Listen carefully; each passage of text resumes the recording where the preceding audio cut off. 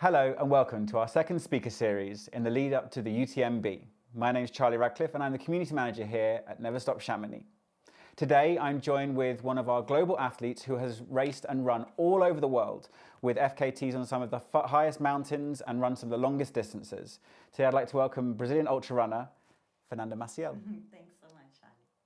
So starting at the beginning, you are a competitive trail runner and you have raced here in Chamonix at the UTMB many times. What is so special about here? What brings you back? And I guess why did you choose to make this place your home as well? Well, I came here first time in 2009 for a 6 weeks trip, and then I was able to climb the Écran, climb Mont Blanc. I raced the TDS, I won the race, so I had so much beautiful moments living here in Chamonix that just brought me all the best feelings. So that's why each year I was coming back to experience the same, to be able to explore this area that is amazing. Yes, and 2 years ago I just decided to live here because it's a lovely place, and the Mont Blanc is super special for me. Yeah, and I raced so many times, I think 9, 10 times to say the Mont Blanc, so having bad experience, good experience for sure, because that is the way, you know, that we try to be a champion. And thanks so much, Charlie. He was my sport crew during many races, and as I'm far away from my family and my best friends, they are in Spain, so Charlie, you were super important for me. And you're saying about finding this place as a community and as a place you wanted to live, and to talk about that, because obviously Chamonix has all year round, there's different sports, and how have you settled into the year-long life in Chamonix? Well, I'm a summer person, so in Chamonix the winter here is long, so I try to escape for 1-2 months to Brazil just to have the opportunity to be with my family. But here during the year it's nice. You have like the summer season, so you run a lot. Then November it starts to rain, and then I think it's good moment just to leave Chamonix to do a travel. And then the winter is beautiful. You can ski a lot, ice climbing, and you can keep it running. Well, I have to run long distance, and sometimes yesterday I was talking with my friend. Wow, do you remember that run you did 4 hours in the snowstorm? Yeah, but it's cool also, to experience this challenge. So Chamonix brings so much challenge for me as an athlete, and I think that is the way that I want, because I want to improve all my skills. And as a runner, and getting more skills just to move fast on the mountains, and he's perfect also to run higher. Absolutely. And you've raced all over the world. Probably the furthest away is the ultra trail to Mount Fuji, but how does it compare in the Americas, in Asia, in Africa with Marathon des Sables, and then Europe? What's it like racing in all these places? Yeah, it's completely different. This is the way I like it, I did the Ultra World Tour because it's long distance, and also it's one race, Ultra Mount Fuji. I've been there 4 times. It's beautiful, completely different. You need to clean your shoes before you start to climb, run up. They have so much conscience about the environment. You cannot use the trekking pool, for example. It's different. And then you go for Marathon des Sables in Africa, it's 50 degrees, like self-sufficient, it's 250K. It's another experience, super tough, flat heat, and I like it. And then I've been running in the Amazon forest in Brazil. It's another crazy experience in Everest, around Everest. And then US, it's, Patagonia. It's so different, each country, each continent, that make, this is why I love this sport, It's, you experience the challenge of the mountains or the desert, and that brings to you so much, you became a better athlete and a better person. I think seeing different cultures, different playgrounds to play, and different people, The Japanese runners, they are super funny, and well, that motivates you also, the styles they have and how they love the mountains. For example, it's Mount Fuji Sun. It's sun means God. So each mountain for them is a God. So that also makes special. They respect so much the mountain. Yeah, so I think it's interesting to learn when you are running in faraway place. And I mean, after establishing yourself as one of the world's strongest runners, you then looked at applying what you'd learnt and the strength you'd built into different projects. And your first major one was running the Camino de Santiago. So tell us a little bit about that. What is it, and what was the project? Well, I was a lawyer in my past, an environmental lawyer, so I work in an environmental ONG. And once I did a project, and also in parallel I was ultra runner already, but in this ONG, once I did a project, like a work with the politics from Palestine and Israel, was a project about conflict resolution. And at the end of this project that I was leading then, I told them like, oh, I promised myself that I'd like to do like a project for the social environment, like kind of social environment project for the society, to bring peace. And then I decided to do the Camino Santiago de Compostela. So that was 9 years ago. So I created the White Flow. The White Flow is just to bring peace. Because the running sometimes for me it's an individual sport, you know, and I'd like to get involved with my followers, like my friends, and because I learned so much with the ONG and also with my parents in Brazil, that you are always helping people, helping the environment, always. And then I was missing that living here in Europe. So I created this project that, wow, I can run. So I can have a very hard challenge running, and I can have a challenge, a social environment challenge also. And then this is the way I created the White Flow. And running 900 kilometers was fucking tough for me. I was very scary because it was one ultra per day. It was 90K. Some days I was like running 95K, and the next day 93, then 89 as a pilgrim. So I was carrying everything, sleep in a hut. So that was the first project, and I was helping the children with cancer. Okay. My massagist, he has a kid, and the kid was 1 year old and already with cancer.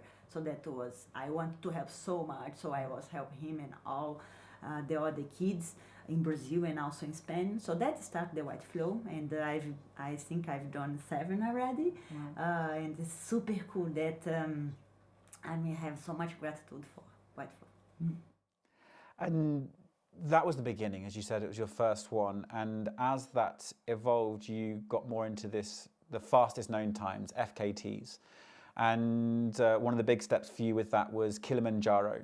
So tell us more about Kilian and your FKT on this mountain in Africa. Yes, I was always wish to go to Africa because kind of my country. I love black people, and they need the help, you know. So I decided to go there. My friend she's in Andorra, and she told me that they have an orphanage there, that they need help, and I said, well, maybe I can go to Africa. Okay, so I can climb Kilimanjaro like running, so let's try that. So I training, and so I went to Kilimanjaro to run up and down. So so I have the record there of the speed record, and also I spend many days with these kids. They don't have nothing into it, nothing. And just to be there, like hug them, give them like love, run with them was incredible. And I helped them also to have some financial support, to have food. So it was an amazing experience, and that is what is the White Flow brought, no? And also all the people, all my followers that they helped also was amazing. It was beautiful experience. You seem to thrive on this sort of challenge, and took the next step, which was quite a big step, up to Aconcagua, the highest mountain in the Americas, in South America. How did this compare to Kilimanjaro? Well, I did Aconcagua before Kilimanjaro. Oh God, sorry. So no problem. So Kilimanjaro became easier after experiencing Aconcagua. So as you know, I'm Brazilian, so Aconcagua is the highest mountain in America, my continent, and then this is the why I was since I was teenagers, because all my friends, they are trying to climb Aconcagua and they come back to Brazil without doing the peak, and I was like, wow, this mountain is so tough. So I decided to do, because after 10 years with the experience running mountains, I thought, oh, maybe now I'm preparing just to see this mountain, no? And I came there and I failed. I didn't have any experience in 7,000 meters high altitude, so for sure, like the altitude, I just got altitude sickness because it's super high, especially when it's different. When you go walk, you acclimatize step by step, but running suddenly is a big shock for your body. Eh?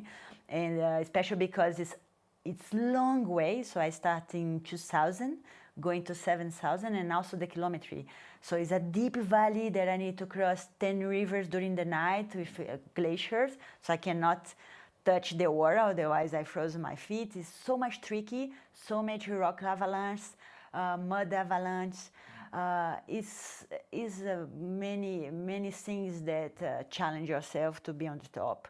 Yeah, so I had a crazy experience there, but finally I could do that, so I was the first woman able to run up and down. I'm super proud of that because it was a beautiful experience for me. I had to learn so much about mountains, about God, about to have affairs, and about to be sad to not conquer a mountain, to want to come back there. I learned a lot, and I've seen like many runners that try.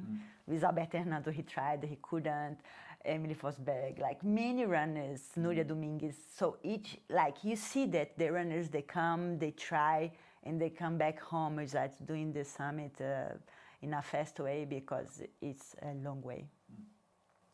And these two, Kilimanjaro and Aconcagua, are still, they're getting more technical, but we're still running mostly. More recently, you've started to blur the lines a little bit about the environment, and so it was last year, wasn't it, where we had where you did the Gran Paradiso and the Matterhorn combination. So again, how was that different? How was that a big step in terms of moving into even more technical terrain? Yeah, that was more a personal project for me, because I've been trying to climb the Matterhorn many times. So first time I was training alone, and also I try always to go to train alone. That is, so I got frozen eyes the first time. So I spent 3 days in Visp in Switzerland in the hospital with frozen eyes. I thought I was being blind for all my life. It was the craziest moment. Eh? Now I have brain injury. I get super scary to be paralyzed. But to be blind is crazy. So that I got so much respect for this mountain. And then I lost my friend Gonzalo there just 1 week before I was going to climb Matterhorn. And that was so tough for me. I had a dinner with Gonzalo. I was leaving home. So Gonzalo is my flatmate in Chamonix. So I was going to Austria to compete. He was going to Matterhorn to climb with his client. Okay, see you tomorrow, or see you in 3 days. And then when I just arrived in Austria, and they said, oh, he got a rock fall, got him. And I know that Matterhorn is a dangerous mountain because so much rock falls there. So I got so much respect for this mountain that was kind of trauma, because in the same time that I lost, like Gonzalo left us, I lost more 4 friends on the mountain that I was climbing with them before. And I was like, wow. So it was a tough year for me. And then I started to do like also therapy, just because after that I started to be scaring on the mountains. And then this is the why I brought this project. So like Gran Paradiso, because I want to challenge myself to see if I was able to do that alone. It's an easy mountain for alpinists, not for a Brazilian. I didn't born in Chamonix, so I have so much respect. That was so tough for me. there is ice couloir, there is a glacier, there is rocky. So for me, it's not easy. And to do that by myself, without any rope, so in a fast way, so for me was a challenge, and I love it. And also after trying to combine that, it was good to go to Matterhorn. In Matterhorn, unfortunately, I didn't have any mountain guide. I had just a crazy friend with me, so it was the crazy experience. Plus all my trauma that I was facing. He was fighting with some mountain guys in the middle of the wall, in the middle of the climb. And then he started to call his grandmother in the middle of the mountain. And then he started to help everybody in the middle of the mountain. When I was in the ridge, like in some ridge, like super scary, like it was crazy experience. I couldn't like breathe during all the way because everything was just crazy for me. And when I arrived in the top, man, it's just, I was walking to the cross. One guy without rope. He started to following. I was like, I see like someone die in front of me, and he stopped it. So all the way, it was just crazy experience. And all the rock falls. The next day, I told my mom, I arrived in the summit, and I couldn't imagine how deep that was for me. And it was a crazy experience. And the next day, my mom just showed me a TV program in Brazil that they showed that the helicopters was rescuing everybody in the mountain because of so much rock falls there. So that is Matterhorn. It's so much rock falls, and for me it was this crazy experience. For sure it's easy, you go there, but for me it was this emotional experience with this mountain, and I don't want to come back there anymore. I want to do other mountains, but that was a crazy experience, and yeah, this is why I did this project. It was just a personal challenge. And again, you sort of stepped a little bit further though into the climbing when you had a project which you teamed up with the North Face teammates with Naranjos del Bulnes. I mean, that's one of the great things is sharing these adventures with friends, with other people. So tell us a bit more about that project, because that was running, but more real climbing on this one, wasn't it? With Eneko or Ike, who was we with? Eneko. Eneko, yes. So Eneko is a good friend. He's my teammate. He's super funny, super motivated, and always he was like, Fernanda, I want to do a project for you. Let's go to Naranjo. And Naranjo is in Picos Europa. So I live in Spain for 10 years, and Picos Europa is super technical. It was my dream to come there because it's so technical, more than Andorra and whatever. And then I said, wow, that will be a crazy challenge if I can come from the sea to to do all this traverse from the Cantabria Sea to arrive in Naranjo and then to climb. So yes, it was almost 100K, and I said, fuck, I need to go during the night. It was super warm there. And so the running was the challenge in this case. So I did a great time there, super tough, the running, it's very steep couloirs and kind of dangerous. And the climb was kind of easy after doing all this running challenge. Because I've been doing some run and climb projects before where the climb was tougher than the run. The climb, like my running in Dedo de Deus, for example, in Rio de Janeiro, the run took 4 hours and the climb 8 hours climbing. This time it was the opposite, like 13 hours running, 1 hour climbing. Well, Eneko is so fast. We climbed together, like with that, how do you say? Climbing. It's simul climbing, and so he's so fast, and so motivated that I had to climb fast, And it was an easy route for climbers. Tough for me, especially after 13 hours running. It's not easy. I was scared to block my legs there to have some cramps, but.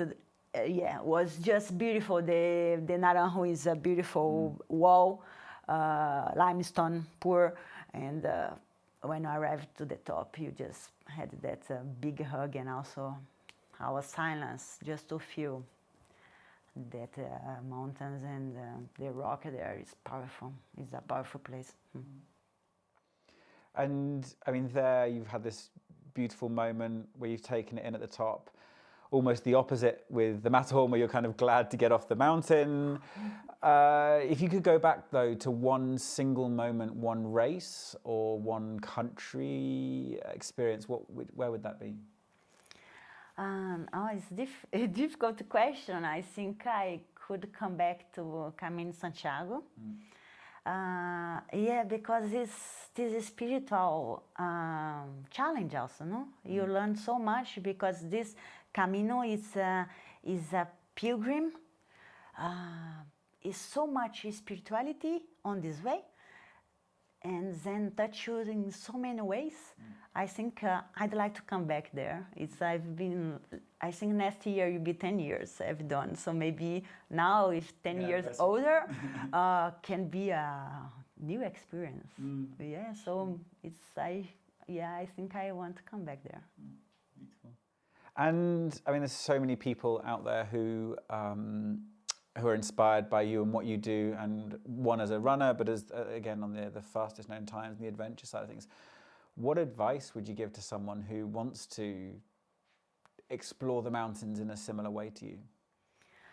Well, training hard. You need to train every day. Like if you like to be better, no? I think challenge yourself every day. Train smart, you know, and just be open. There is a connection, no, with nature, and it's not about ego in the competition. What you are looking for is how to have this deep connection, how that you can come back home and share that, no, with the people that you love, and also about the environment, no. You love nature, and I think if you can add running into nature, it's just a perfect match, a perfect combo, and that make us like a better person, a better runner. So yeah, I think keeping pushing hard, work hard, and choose the best mountains and dreams that you want. Amazing. Well, thank you very much for joining us. It's been a pleasure to hang out and talk, as always. And we will be back next week with another speaker series, as well as during the UTMB we will have a number of shoe test and opportunities to run with our athletes and test out the new Vective range. Do check out the full program on thenorthface.com, and we will see you soon.